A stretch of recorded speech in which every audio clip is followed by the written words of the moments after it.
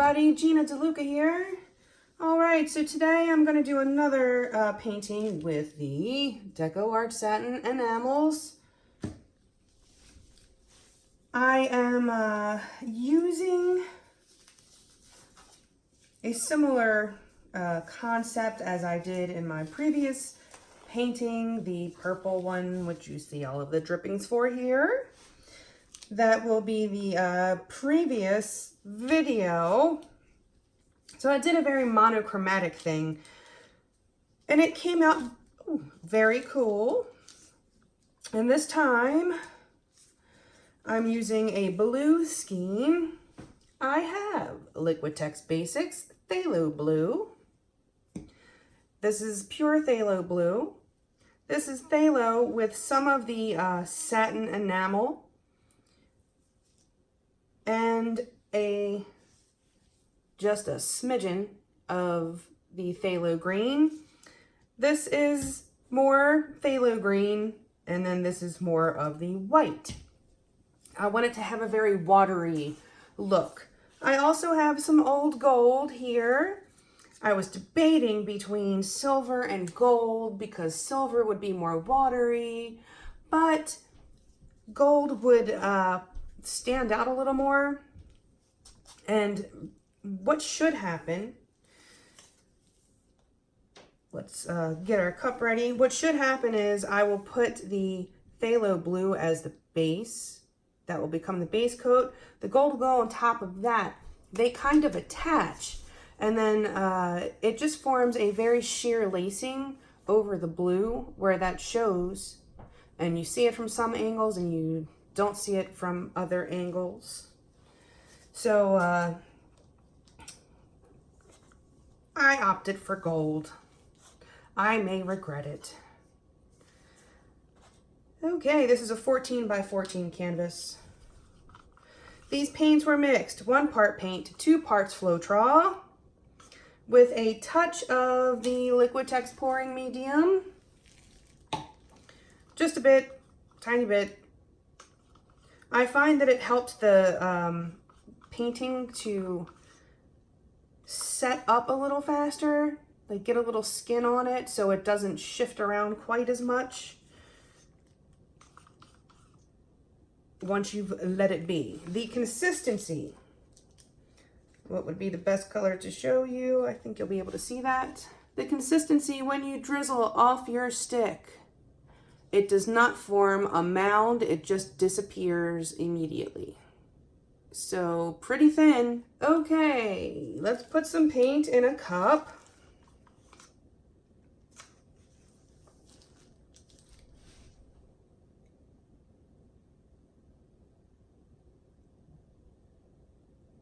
So I did the blue, now I'll do the gold.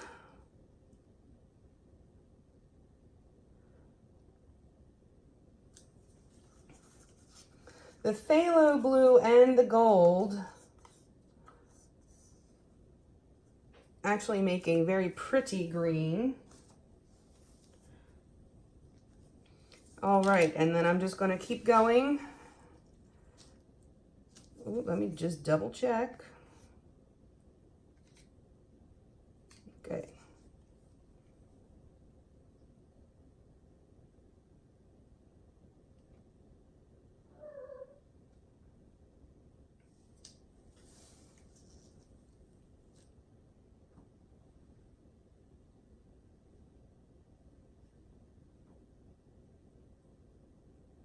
I'm not pouring this very gently, layer-wise. I kind of want them to churn a bit and mix, but I'm doing it all in the same place, right by the spout. So it pushes that last color down and it churns a little bit, so those colors blend a little, which will give you that awesome 3D effect.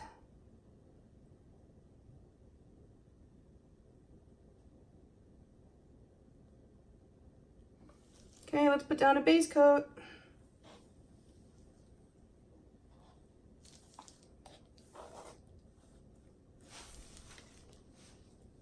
Okay, let's do this thing. I'm gonna do this slow ring pour. I want this to look like a whirlpool.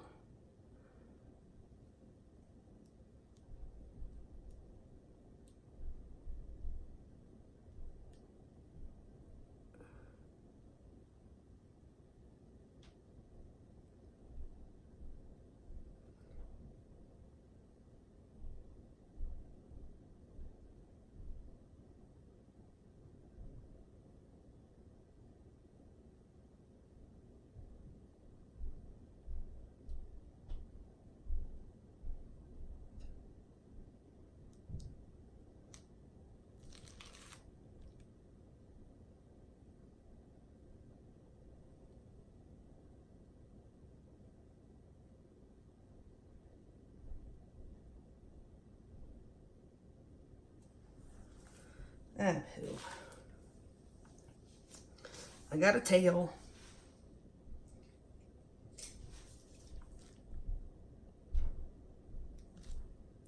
You want to fix that before you start stretching if you can,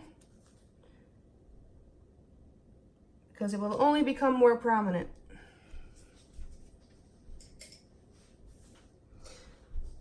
Okay, well this did turn out a little different than I had expected. We'll see what happens. I'm gonna pop the bubbles. This is a lot of paint. I'm definitely gonna have to dump some of this off. If you have too much on there, it will possibly crack. So you don't want that.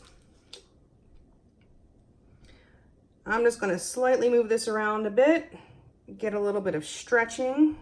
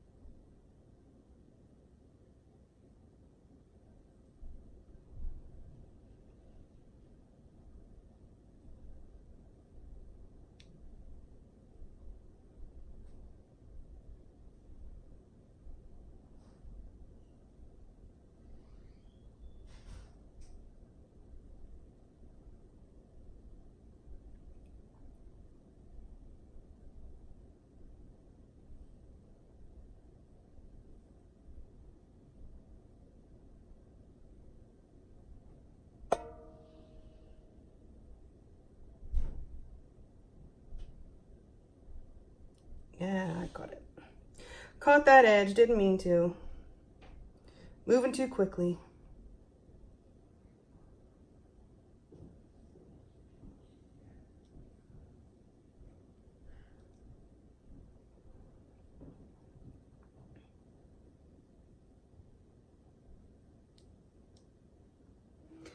Okay, so then I have to figure, what do I want to accentuate?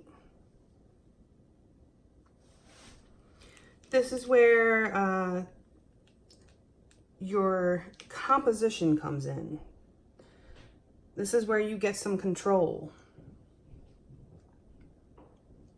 I want to stretch this area out here and see what happens with that blending. So I'm going to come in and catch this corner.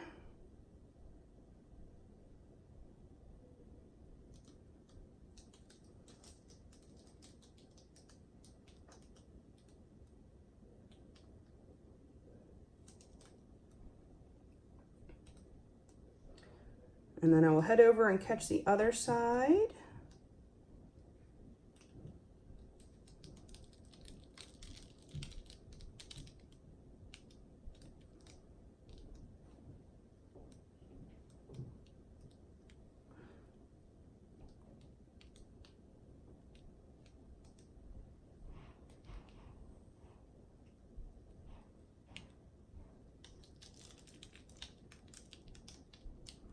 Always bringing the paint back to center before changing directions.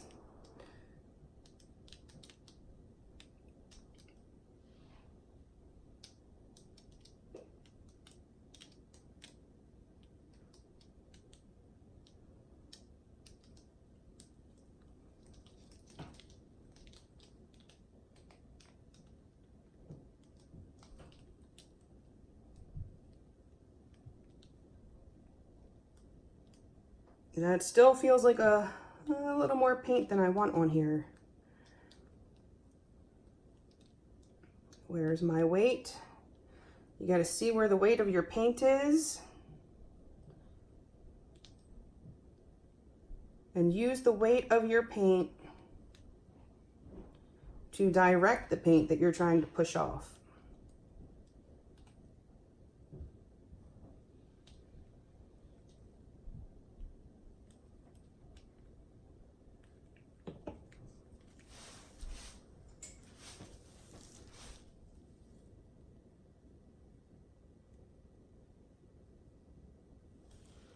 That has got to be coming from that bottle of Artist Loft.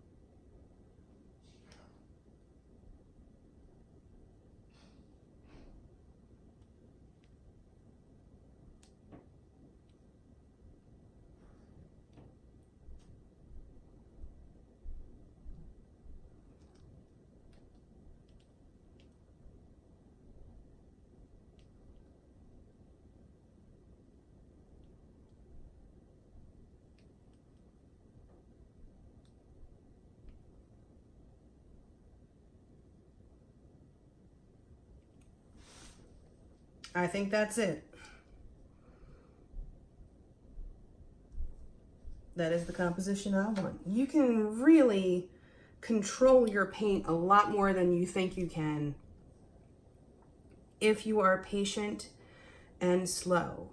And it is kind of like watching a football play where you have to see what's going on all over the place just to make sure you're not dumping off something you don't want or making weird shaped cells. Or if you have a piece of schmutz that's causing a weird thing.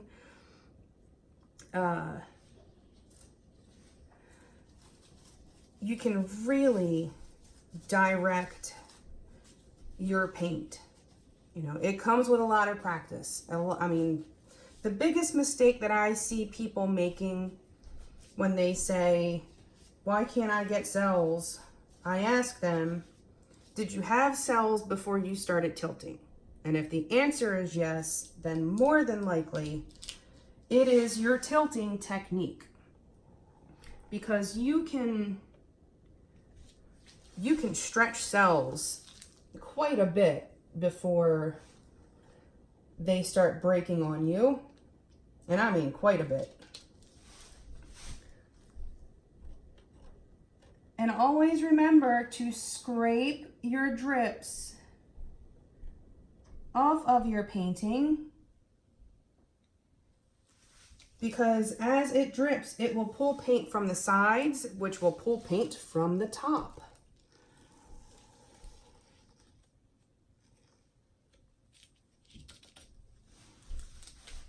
All right, I'm gonna clean up. I'm gonna let this sit for a few minutes, and I'll bring you in for a close-up. Okay, here it is. It has been drying for a while. You can see the edges have already started drying. And you can tell if your painting is level by if it's drying evenly around the edges. So if one side was still very wet and all the rest are starting to dry, then you know that your painting is leaning toward that side. Okay, that being said, I would say that looks like a whirlpool that you could just dive into. I really like this effect. I like how it came out. I like the colors together. I pretty much like everything about this painting, except for that spot right there where I missed a piece of schmutz. That's making me crazy. But other than that, that looks so cool. And the gold lacing in between the cells is very delicate, but it's very pretty. You can only see it when you view it from a certain angle. It's like a little hidden surprise.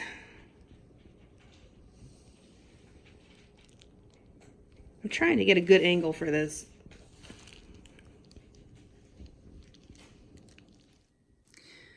Okay, here's the dry piece. This camera is not picking up this color properly. It's not picking up the hint of green that's in there, I think. But generally speaking, the iPhones don't seem to pick up blue very well.